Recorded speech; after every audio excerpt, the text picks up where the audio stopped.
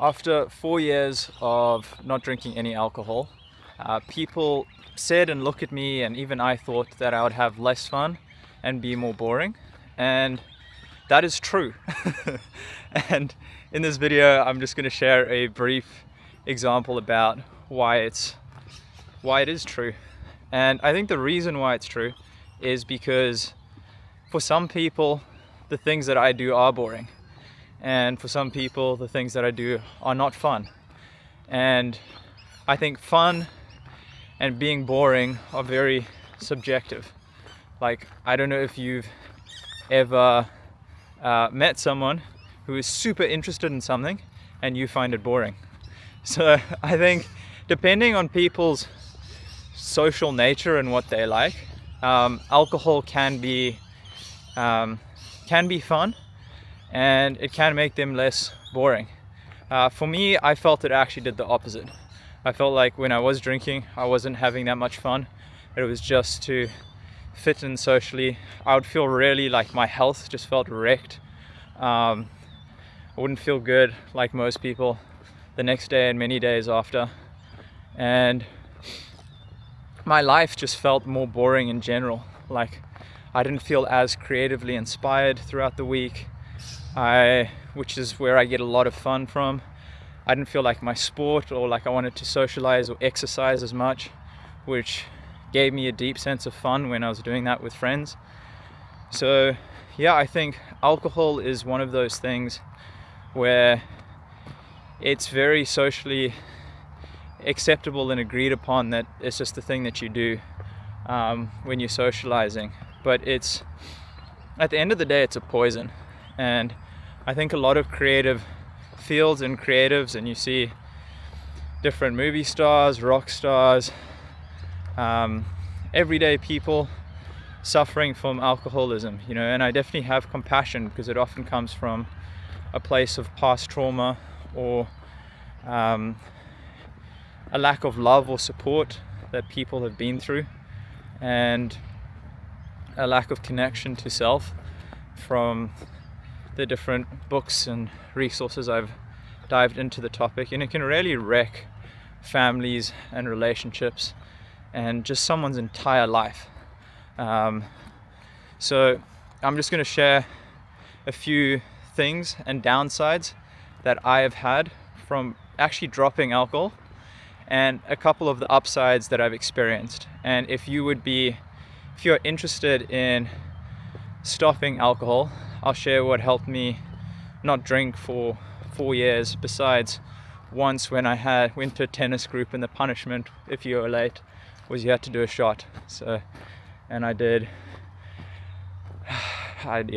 do a one shot in 4 years. So maybe that breaks the title of the video. But I mean, let me get back to it. So I think the main downsides that have been difficult to deal with since I have stopped drinking is there can just be this awkward social tension around people, especially if I go to different networking events or parties or New Year's festivals, or New Year's events, Christmas, is like when everyone's drinking and someone's offering you a drink, it's often a kind gesture. So sometimes I feel this, and they're wanting you to belong, to be part of the group. So when I say no, I don't drink, depending on the person and the situation, there is often this, that's most of it, there's often just this awkward immediate tension of like, oh, you don't drink. And then some people be inquisitive. Some people who knew me before when I did drink will just be like, oh, just have some drinks with me, Liam, just have a drink. And I'll just say, nah, I don't drink. And then I'll just get interested and curious and continue with the conversation that we were having. And I think that's been one of the main downsides. The other downsides is sometimes some events which I would previously go to and meet a lot of people, I just don't go to, because some events are just pure drinking events, and I just if the whole event is just about drinking, and I don't drink, I've just got no motivation or incentive. I think the other thing is if you really have, it's kind of decreased my motivation for more of a nightlife. So when I did used to drink occasionally, I would go out at night more on weekends, on Fridays and Saturdays, aim to get into more parties, but it doesn't really interest me anymore. I'd rather go for a walk or exercise with friends, or play tennis, or do something creative, or work on a business idea, plan a travel trip. I know it just doesn't, read a book. I think I've just found I just don't resonate or have much of a nightlife anymore. So that's been some of the downsides. I think even in some part there is a downside romantically, especially at the start, because if you're not going out and meeting lots of people at bars and clubs, which you still can do sober, but I just feel like I'm less motivated to, then you meet less people. There's less potential one night stands or hookups, or even just friends that you meet out. So there is that downside as well. What other downsides have I noticed? I would say those are some of the main ones. Then I think now we're going to get into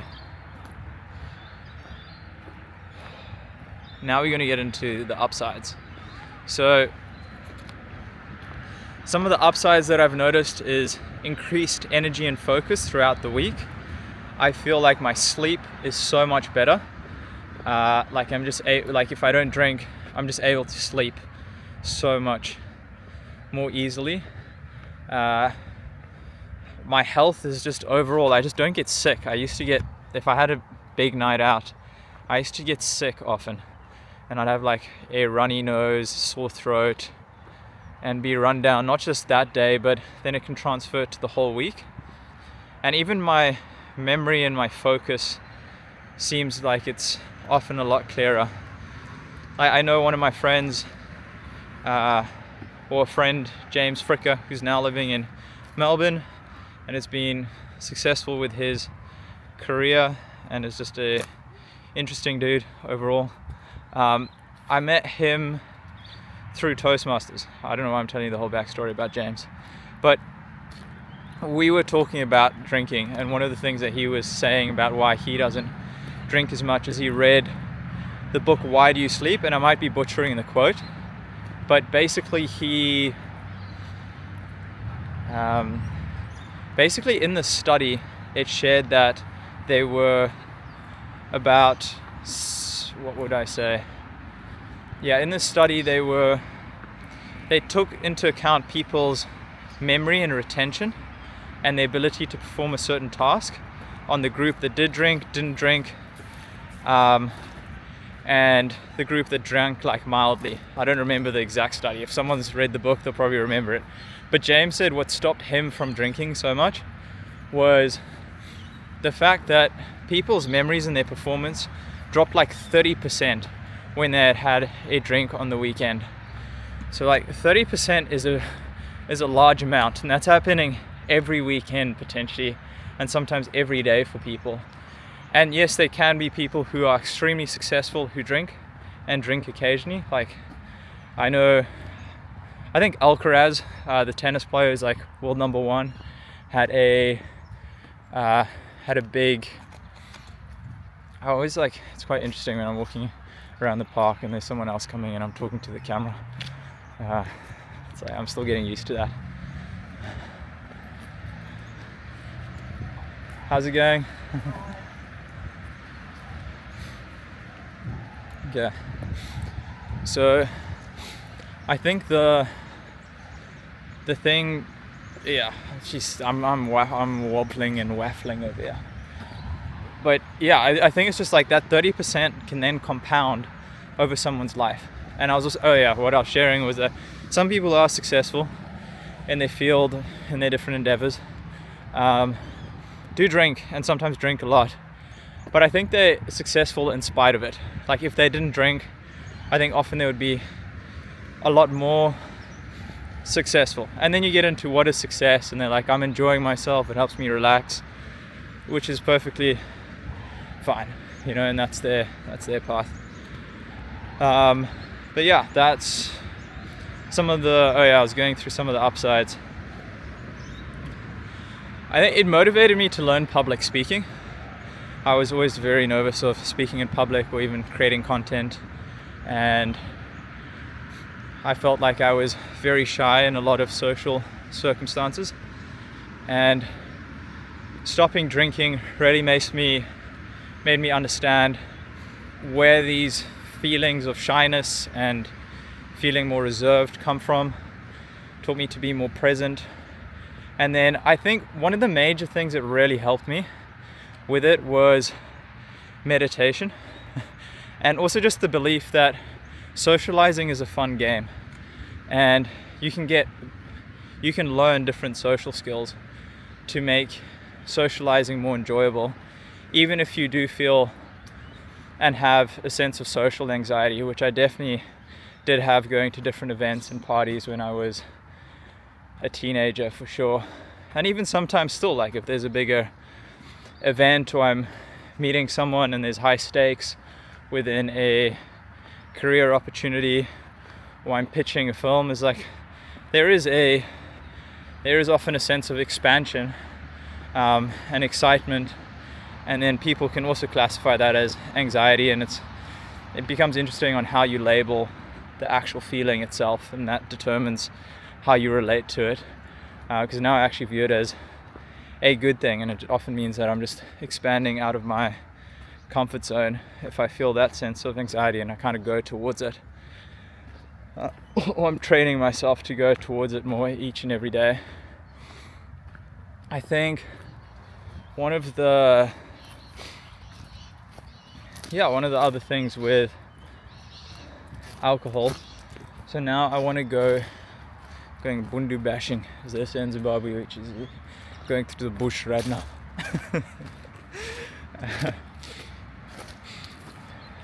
One of the things with it now that I'm going to go into is like, how did I actually stop drinking, and what actually helped me continue to stop. And the first one was meditation and mindfulness, and I can repeat this over and over again, but a consistent practice of 10 to 20 minutes in the morning or in the evening. It's not the only way to stop, but definitely helped me just feel that sense of peace that I didn't want to disturb, and that sense of wellness more often, which I didn't want to disturb with alcohol consumption. I think the second one was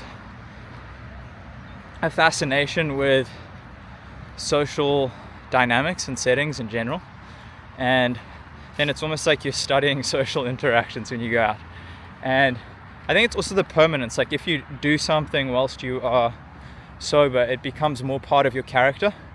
I would do cool things, or things that I wanted to do sober when I was drunk, but it wouldn't slip and it wouldn't stick. Like if I push my comfort zone socially and I'm sober, then it feels like that behavior more sticks, and like my body goes, okay, this is now who you are. What else would I say helped me change?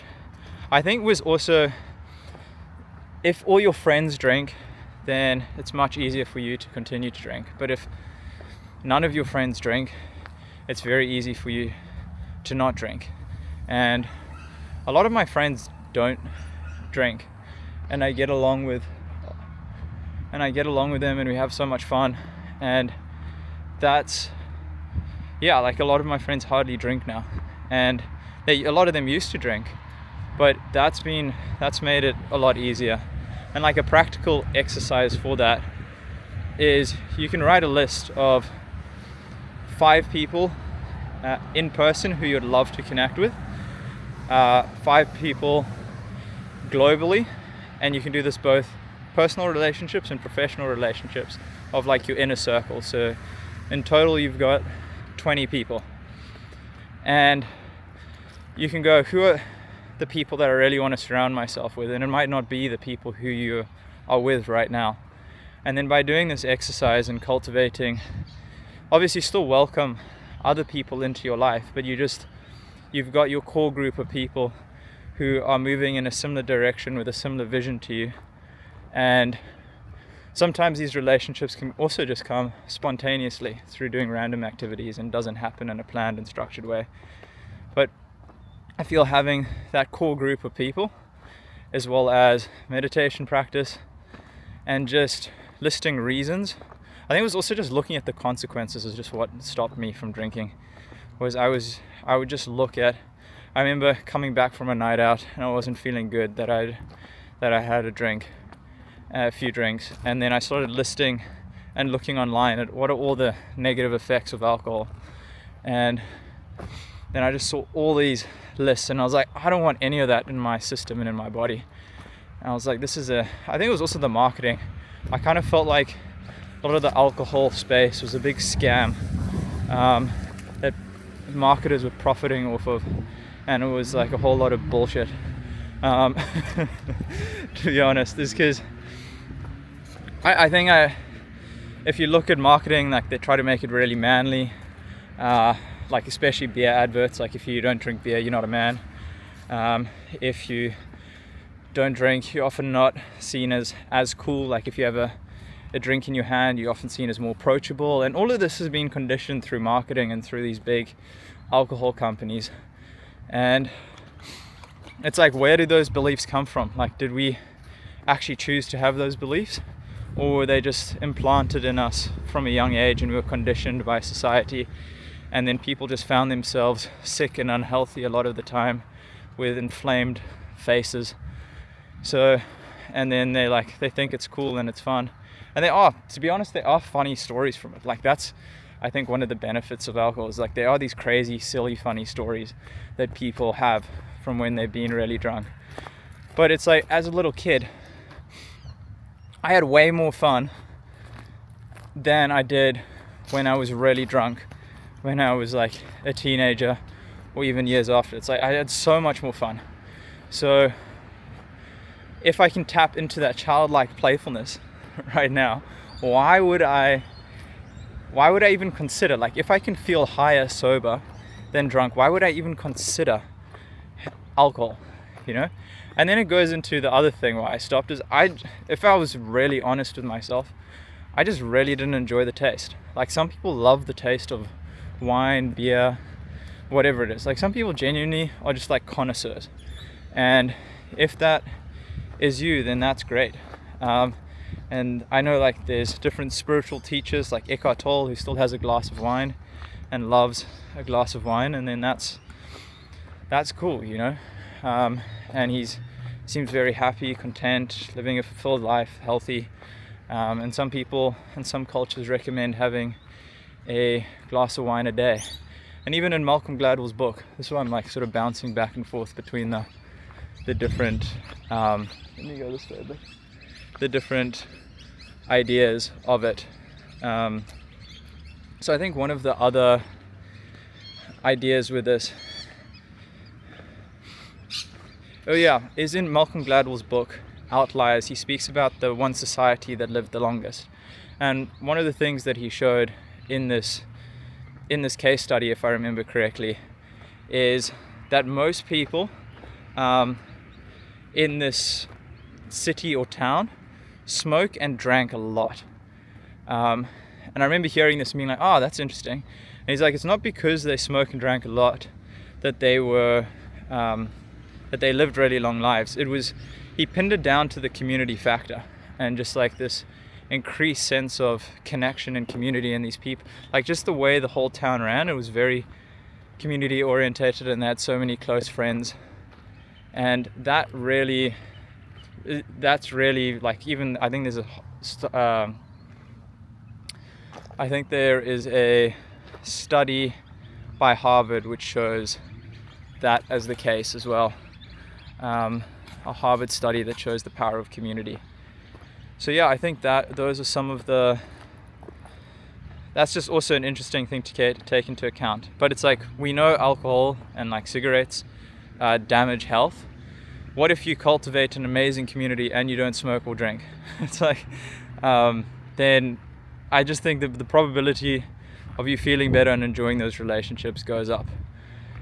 And it's also people like looking, like the thing people love to hear the most about, and I've fallen into this category, is if you have a bad habit and someone tells you, it's like, you kind of know it's a bad habit, but someone tells you a good thing about that bad habit. Maybe they're like, if you drink wine, it boosts antioxidants in your blood vessels and it makes you look younger.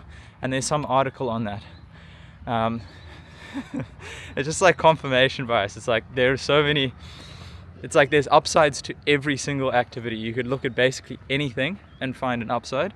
But it's like, is the downside worth the upside? And yeah, so those are some of the thoughts about alcohol and my rant about it. I don't talk like this at parties. If someone asks me why I don't drink, I just say it's not for me, because it's not worth going into this long, deep conversation around it if someone's not interested. And like, I could change my mind in the future, and I could drink occasionally and drink for fun with friends and find tremendous benefit from it. But right now, I don't see or feel that. So yeah, something that made me now on a lighter note, so I'm going to try and make these a bit shorter, but on a lighter note, one of the what was I going to say? On a lighter note, something that made me laugh this week was I phoned my dad yesterday, and me and him have this ongoing, it's like he almost teases me for it, with how I often ask some quite interesting or pattern interrupting questions, meaning like, I'll be like, what's the highlight of your day? What are you most excited about? What is your most important goal right now? And some people love it and dig it and get straight into it, and some people just don't like it. And my dad found it was a bit strange for a while. But then yesterday when we were in the car, he was asking me like, okay, so Liam, what's been your highlight of the week? And then what's been your second biggest highlight of the week? And we're having good chats. And there's also like this banter that I have with my dad, because I've got a very big appetite. And he often cusses me. Cusses, I don't know if that's a term in other countries. If you're not from Zimbabwe, that would mean makes fun of my huge appetite. And he asked me what my highlight of the week was, and I said it was getting a creme caramel delivered to my doorstep, because I'm mates with the chef who lives in our apartment building, Greg, and he's got such a great cook. So I like absolutely love the creme caramel, and that was the first thing that came to mind. So it's like, it wasn't any meaningful work relationships, you didn't meet any girls. I was like, no dude, it was the creme caramel. So yeah, I don't know, just the way it landed in the moment. I had a good chuckle with my dad. Okay, the thing that I forgot to mention is, if you are interested in not drinking at all, I would recommend reading different books, like 3 books to help make social engagement outside of drinking a lot more fun, and some different resources.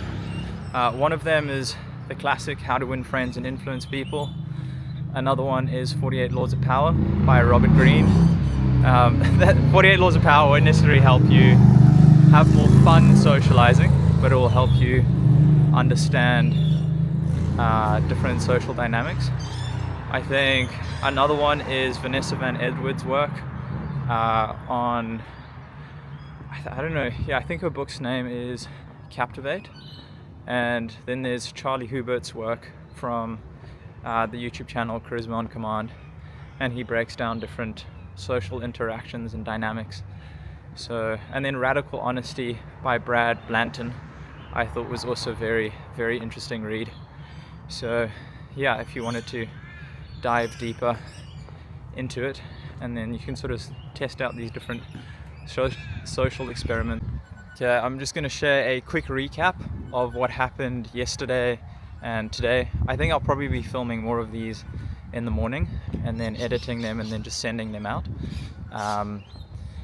So notable things that happened is I started listening to the Town podcast, which covers a lot of Hollywood, and I thought it was very interesting, specifically when they were talking about IMAX theaters and how IMAX is actually rising, and it's such a marketing thing for people in Hollywood, like on all their different billboards and all their different marketing. It is like, yeah.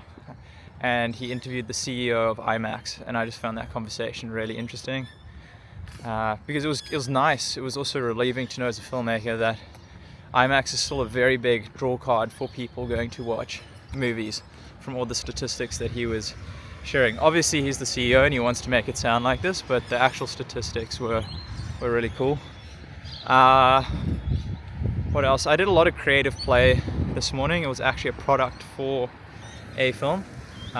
So that was a lot of fun.